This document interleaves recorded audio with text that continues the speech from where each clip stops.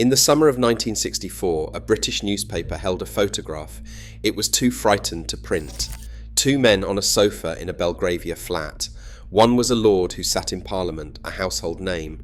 The other was a gangster who could walk into a crowded pub, shoot a man through the head, and stroll back into the street while a room full of witnesses studied their drinks. His name was Ronnie Kray, and in the East End people had already learned not to say that name out loud. This is the story of two brothers with the same face who came to own the East End. They did not own it the way a council does, but the thing underneath, the mood of the place itself, ruling through fear and then decorating that fear with champagne, film stars, and the flashbulbs of the most famous photographer in Britain. For a few short years they were at once the most glamorous men in London and the most frightening, and hardly anyone could say where the glamour ended and the terror began. The hunger to be seen, to sit on the sofa beside the Lord, was the very thing that in the end pulled them down. But before the sofa, and before the photograph, there was a bombed-out street in Bethnal Green. The East End the Krays were born into was not a metaphor for hardship. When the Blitz came in 1940, the German bombers followed the river to the docks, and the streets around them took the overspill night after night. London was bombed for 57 nights without a pause, and Bethnal Green, a mile back from the water, caught tons of high explosive on its terraces and little brick houses. Children played on bomb sites where a neighbour's home used to be and knew which gaps in the row were graves. It was a place that had learned, very young, that the authorities did not always arrive in time, and that when the worst happened, you looked after your own. The twins were alive for all of it. Ronald and Reginald Kray were born on the 24th of October 1933 in Hoxton, Ronnie arriving about 10 minutes after Reggie. In 1939 the family moved to a small terraced house on Valence Road in Bethnal Green, and that house became the fixed point of everything that followed. Their mother, Violet, held the centre of it, blindly loyal to her boys, and by most accounts the only person alive who could ever check them. Their older brother, Charlie, taught them to box. Their father was often away. In time, the family called the house Fort Valence, and the name was only half a joke. The war pressed close on that childhood. On a single night in March 1943, when the twins were 9, 173 people were crushed to death on the wet steps of the Bethnal Green tube shelter, minutes from Valence Road, in a panic that began with anti-aircraft guns being tested in the park. It was the worst civilian disaster of the London War, and for decades the full story was hushed up. The lesson of such a place seeps into a boy without anyone teaching it. The world is dangerous, those in charge will not always save you, and the only thing you can trust is your own street and your own blood. The Krays grew up fluent in it, and it shaped them more than any prison would. You have to understand the world because the world explains the men. This was a district where disputes were settled with fists and boots, and where informing to the police was close to the worst thing a person could do. Historians have a phrase for what the East End offered anyone who came asking questions: the wall of silence. It was not organised, simply understood, passed down like an accent. The sense that whatever you saw was nobody else's business, least of all a copper's. Two boys raised inside it, with the same face and the same appetite for respect, grew up to be something the East End had never quite seen before. They were good with those fists. Charlie trained them, and the twins boxed as amateurs, reaching the finals of the London Schools Championships and turning professional as teenagers. On one evening at the end of 1951, all three Kray brothers fought on the same bill at the Royal Albert Hall, which for a family from Valence Road was a night close to a coronation. There was a version of their lives that ended there, two promising fighters, a pub named after them one day. It was real, within reach, and thrown away. It died in 1952, when both boys were called up for national service. They lasted minutes at the depot before trying to walk out, and when a soldier stood in their way, they hit him and left. What followed was 2 years of going absent, of military prison, of open contempt for anyone in a uniform. For a spell, they were among the very last prisoners ever held inside the Tower of London. In 1954, the army gave up and threw them out with a dishonourable discharge, and the twins came home to Bethnal Green free of the last institution that had any claim on them. They did not waste the freedom. That same year, with money borrowed from Charlie, they took over a run-down billiard hall on Eric Street, off the Mile End Road, called the Regal. On paper, a snooker club, in practice a throne room, trouble came quickly when a group of men reputed to be a Maltese gang turned up to demand protection money from the new owners. Ronnie's answer became East End folklore. He went at them with a blade and drove them out, and the story travelled faster than any newspaper. After that, people understood the arrangement. You did not lean on the Krays leaned on you, and lean they did. From the Regal, the twins turned protection into a business, hiring out their menace to the pubs and clubs and small firms of the East End. The pitch was simple and never spoken aloud. Pay us, and nothing will happen to you. The unspoken second half was that the thing you were protected from was mostly them. By the middle of the decade, the gang around them had a name, the Firm, and a structure that ran on loyalty and dread in equal measure. Ronnie, who loved the trappings of command, took to calling himself the Colonel. He read about Chicago gangsters and saw no reason the East End should not have its own. Reggie was the cooler head, the one who could run a room and a set of books, and for a long time the division of labour held. Reggie built, Ronnie broke. By around 1957 they had their own place, the Double R Club on Bow Road, the two R's standing for Ronnie and Reggie. It was a proper club, a cabaret stage downstairs, and a gymnasium with a full-size boxing ring above. Villains and celebrities side by side under the same lights. That mix, the hard men and the famous faces breathing the same smoke, would become the signature of everything the Krays did. Their reach spread from Bethnal Green through Stepney and Bow, up into Hackney and Shoreditch, one street and one frightened landlord at a time. They opened another club, the Kentucky, on the Mile End Road, and later bought a pub on Cheshire Street, the Carpenter's Arms, as a present for their mother. The property gave them the look of legitimate businessmen and somewhere clean to move the money from the rackets. Somewhere in those years the twins stopped being local hard men and became a power, the thing that sat under the ordinary life of the district and quietly took its cut. A landlord who paid on time never saw them. A landlord who fell behind saw them once, and never fell behind again. There is a temptation, looking back through the films and flattering myths, to imagine the Krays as lovable rogues. The reality was harder. Their business was fear, sold by the week, and their cruelty was ordinary enough among violent men. What set them apart was ambition. Most gangsters want money.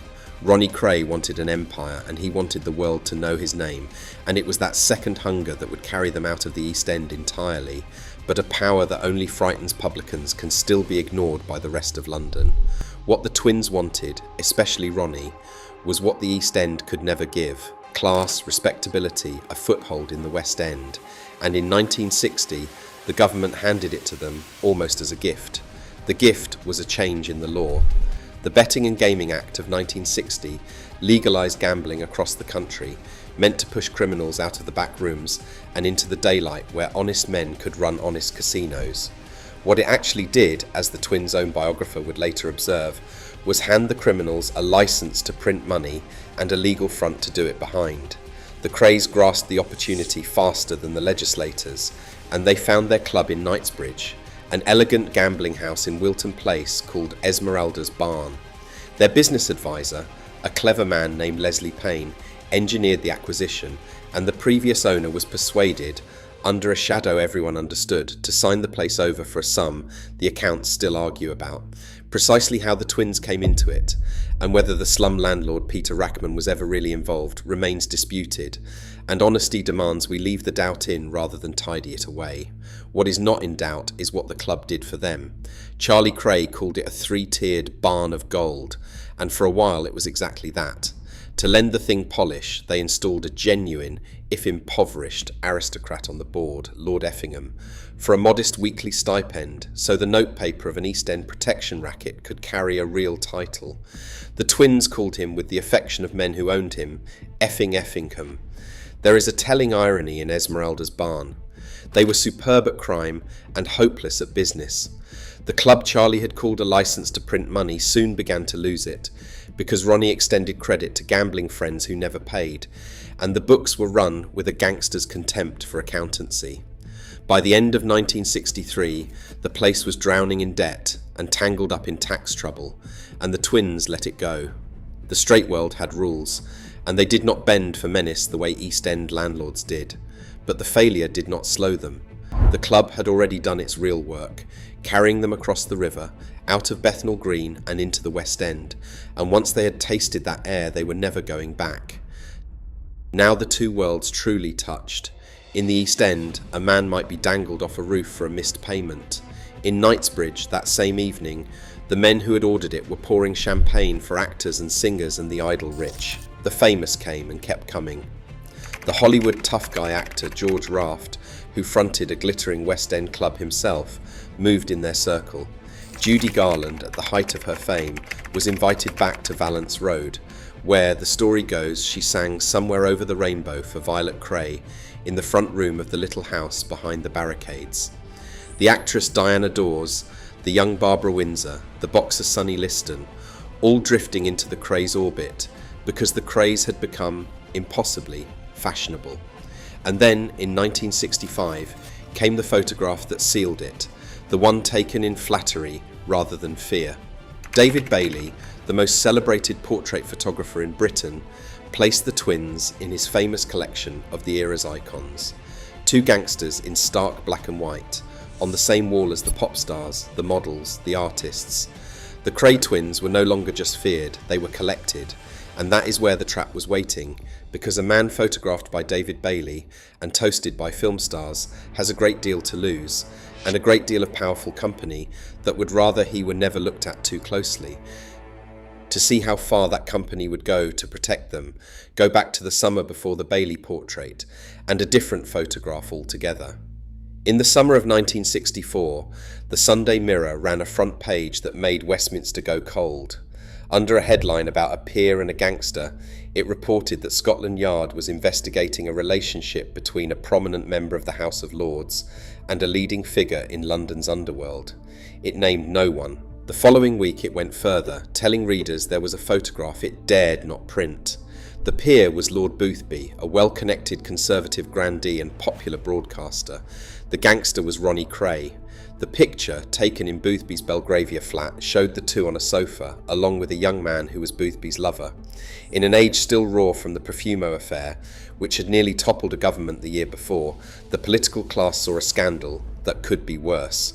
What happened next is the hinge of the entire story, because it explains how two murderers stayed at liberty for years while half of London knew what they were. Boothby did not confess and quietly retreat. He denied everything, loudly and in print, called the allegations a tissue of atrocious lies, insisted the photograph merely showed two men discussing business, and threatened to sue, backed by powerful friends and one of the most formidable lawyers in the country. The Sunday Mirror, faced with the ruin of a libel action, folded.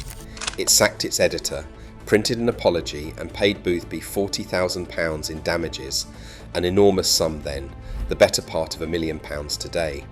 The German magazine Stern had already named both men where British libel law could not reach, and the Home Secretary was so alarmed he summoned the head of the security service to ask what was known.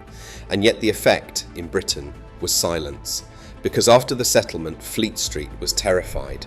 Editors had watched a national newspaper get flattened for merely hinting at the truth, and drew the obvious lesson. Nobody wanted to be next. So for years, while the Krays ran their rackets and clubs, and before long killed men, the British press left them largely alone. The photograph they dared not print had turned the twins' dangerous fame into a shield.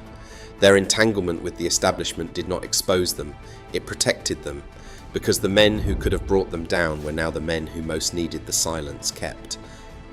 The police felt it too.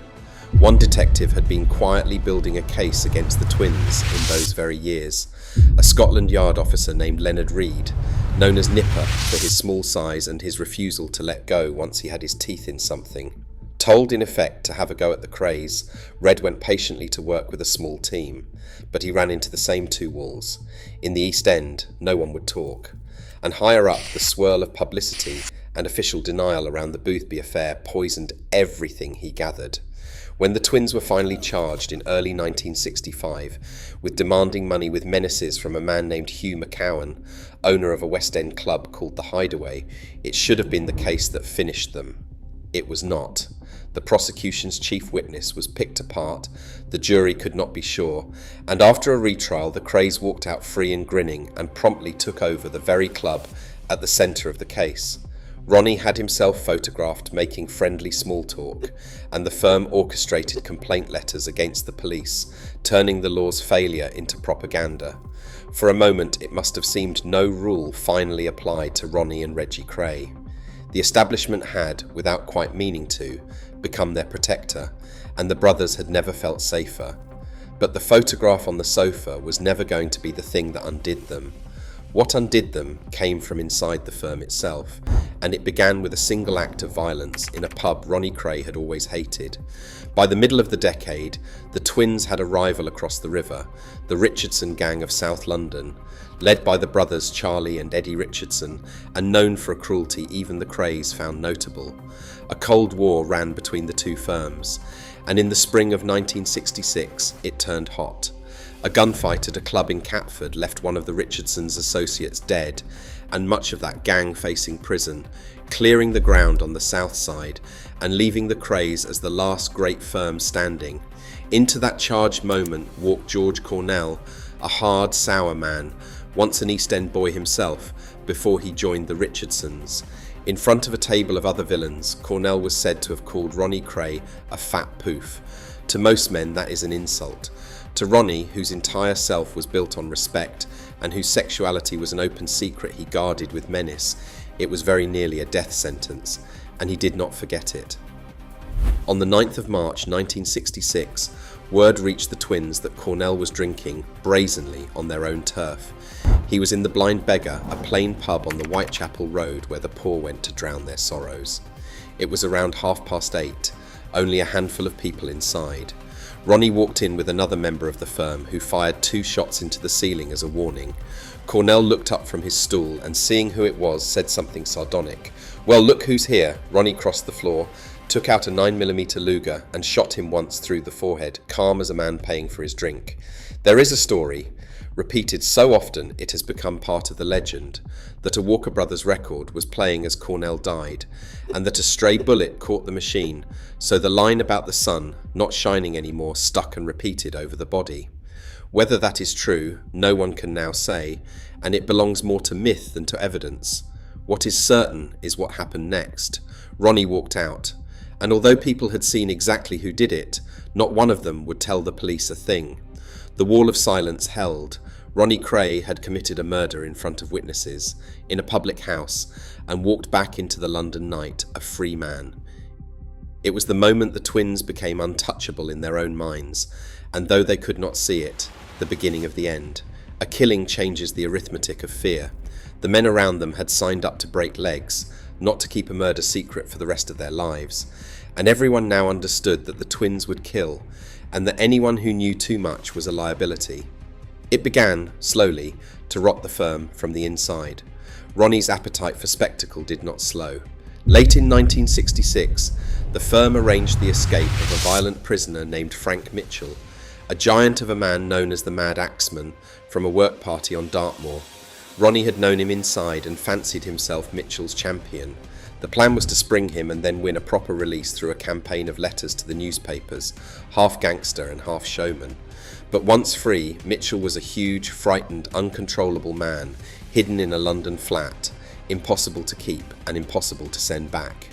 Just before Christmas, he was moved from the flat and never seen alive again. The grand gesture had become another body and another secret the firm had to carry. Around the same time, the private tragedy that would break Reggie was closing in. He had married a young woman named Frances Shea in 1965 in a wedding David Bailey photographed, and loved her by every account with a desperate intensity. The marriage was brief and unhappy, and in 1967 Frances took her own life. Reggie was never the same. The grief hardened into something reckless and self-destructive, and pushed him toward an act that would finally give the law what it had waited years to get. The man on the receiving end was a small-time criminal named Jack McVitie, known as Jack the Hat, for the trilby he wore over a bald patch. He had done jobs for the firm without quite belonging to it, and had taken money from Ronnie in advance to kill one of the twins' former associates, then kept the cash without doing it. Worse, in the pubs of London he drank heavily and talked loudly, mocking the twins, even threatening them. To men as proud and as frightened as the Krays had become, McVitie was intolerable, a walking advertisement that their control had holes in it. On the night of the 29th of October 1967, McVitie was lured to a basement flat in Stoke Newington on the promise of a party. There was no party. The Krays and a few of the firm were waiting. What happened there was not the cold theatre of the Blind Beggar. It was clumsy and frantic and horrible. Reggie put a gun to McVitie's head and pulled the trigger, and the gun jammed. In the struggle that followed, with Ronnie urging him on, Reggie killed McVitie with a knife. The body was taken away, disposed of, and never recovered. And this time the killing did not draw the firm tighter together. This time it frightened them. Because if the twins could do that to Jack the Hat, in a room full of their own people, then no one in the firm was safe. The covenant that had protected the Krays for a decade, the East End promise that you never talked, had finally been asked to carry more weight than it could bear. Nipper Reid was given his second chance, and he did not waste it. Now on Scotland Yard's murder squad, he assembled a dedicated team and worked the case with a patience that matched the twins' own. He understood that the only way through the wall of silence was to remove the reason for it. As long as the Krays were free, no witness would speak, because to speak was to die. His plan depended on getting the twins into a cell first and asking questions afterward. In the small hours of the 8th of May 1968, his officers carried out a wave of coordinated dawn raids across London. The twins were arrested along with more than a dozen members and associates of the firm. Reid kept every suspect apart, so none could coordinate a story. And to each he offered the same single chance, to turn Queen's evidence and save themselves. And the wall came down. With the twins locked up and unable to reach them, men silent for years began one after another to talk.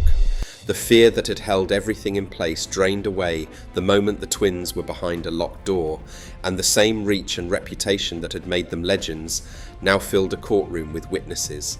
A barmaid from the Blind Beggar, who had watched Ronnie shoot Cornell and said nothing for 2 years, found the courage to point him out. Members of the firm who had helped clean up after McVitie described that basement in detail. Even Ronnie's own cousin gave evidence. The trial opened at the Old Bailey and ran for 39 days, the longest murder trial in British criminal history to that point.